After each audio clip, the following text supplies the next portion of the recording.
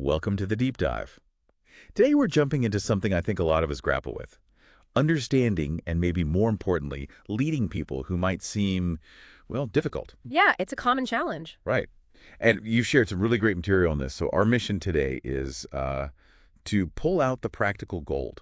You know, the strategies, the mindset shifts that can help you navigate these tricky dynamics, maybe even turn things around a bit. Yeah. We're mostly going to be drawing from Willett's Leading the Unleadable. Exactly. And it's not about like a magic fix. It's more about looking at things differently. A different lens. Yeah, a different lens and getting some actual steps you can take that, might lead to real results, moving from constantly fighting fires to understanding what's fueling them.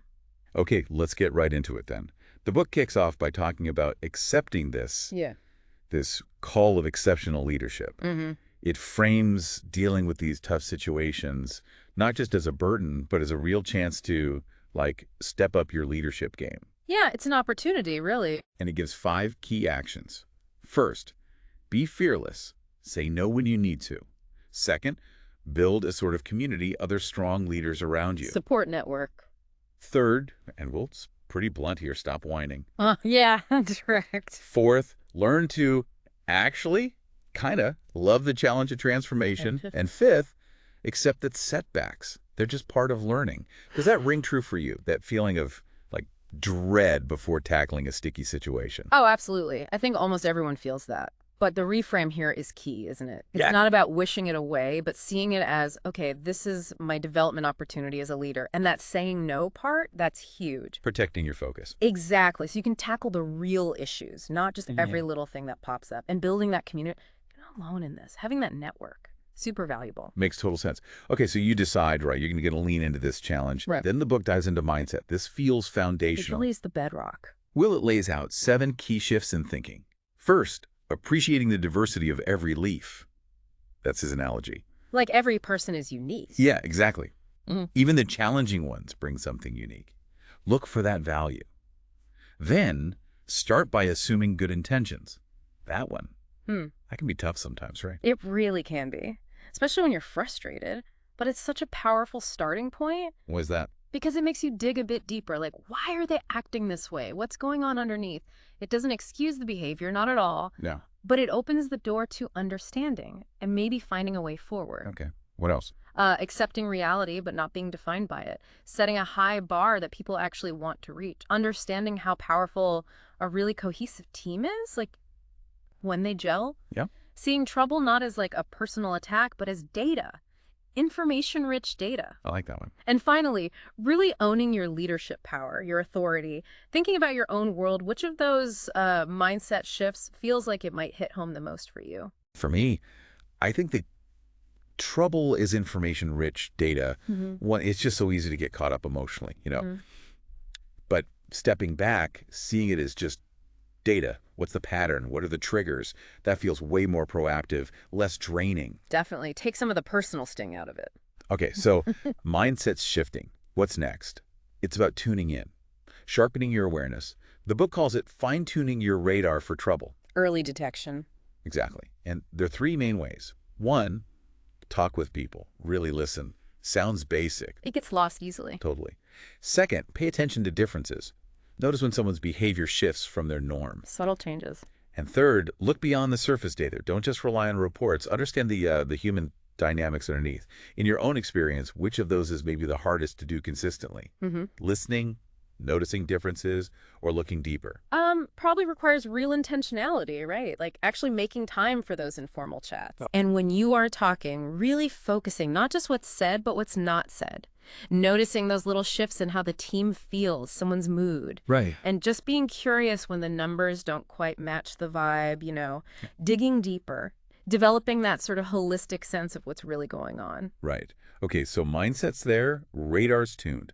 Now, the action part, this is crucial. The book gives a 10-step process for dealing with troublesome behavior. A roadmap. Pretty much. Yep. Step 1, meet in private. Shows respect right away. Good start. Then, deliver the message, respectfully, empathetically, concisely, and key point, without judgment. Sets the right tone. Totally. Then, step 3, wait patiently for their response. Just wait. Give them space. Yeah. Be present. Yeah. Step 5, Listen to understand. Really get their perspective. Huh. 6, reflect back what you heard. Make sure you got it right. Confirmation, yeah. 7, discuss the impact of the behavior. Make sure they see the consequences on them, the team, whoever. 8, set clear expectations for the future. Super clear. Non-negotiables. 9, ask them for action steps and set a specific follow-up time. Collaborative. Ownership. And finally, 10, summarize the meeting and the actions. Quite a structured approach. Could you maybe walk us through a quick example? How might this actually play out? Sure. Okay, let's say, imagine a team member consistently misses deadlines, and it's impacting the whole team's progress. Okay. So following the steps. First, you schedule that private meeting. You might start with something like, hey, I've noticed a pattern of missed deadlines lately, and I just wanted to chat and understand what's happening. Factual, not blaming. Exactly.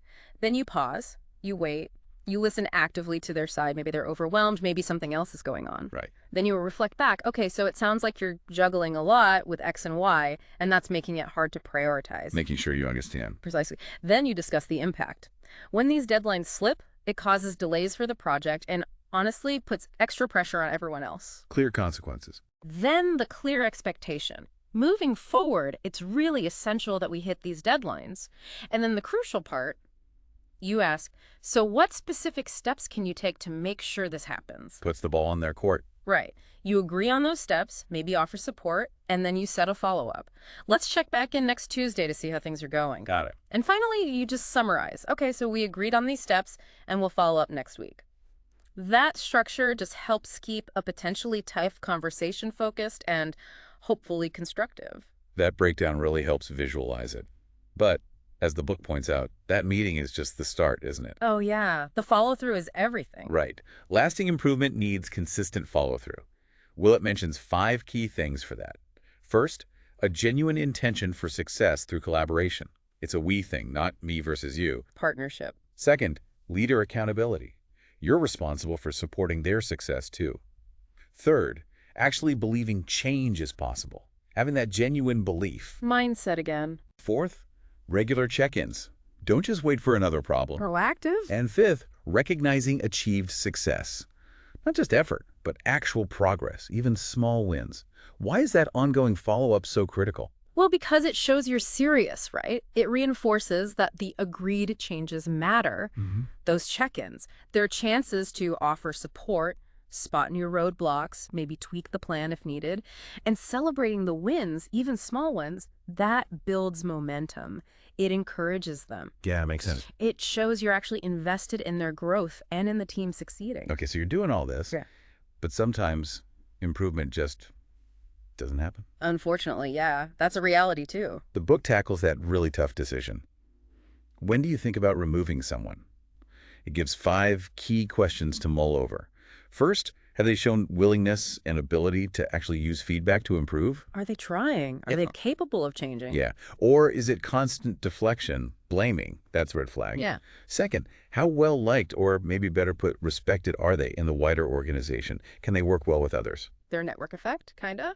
Third, do they raise others' performance through collaboration? Or drag things down, net positive or negative? Team impact. Fourth, do their skills and experience fit current and future needs? And what's the impact if they leave? Skills gap analysis, basically. And finally, how likely are you to find someone similar externally reasonably quickly? It's a pragmatic, tough list. Very tough, and often emotional. And the book really stresses your ultimate obligation is to the group's well-being, the whole team. Absolutely. It's a hard call, never easy, but sometimes necessary for the team's health long term. These questions just provide a more objective way to think it through, beyond just frustration. So we've talked a lot about reacting to trouble, but ideally you prevent it, right? That's the goal, proactive leadership. So the book shifts to that, starting with setting an inspiring vision. 4 elements here. 1, start with the big why, the purpose. Why are we even doing this? 2, frame goals as going somewhere inspiring, not just hitting targets. 3, use language that creates like a visceral emotional connection. Make them feel it. And 4, leave room for people to find their own meaning in it. Take ownership. How can leaders actually do that? Create that shared vision?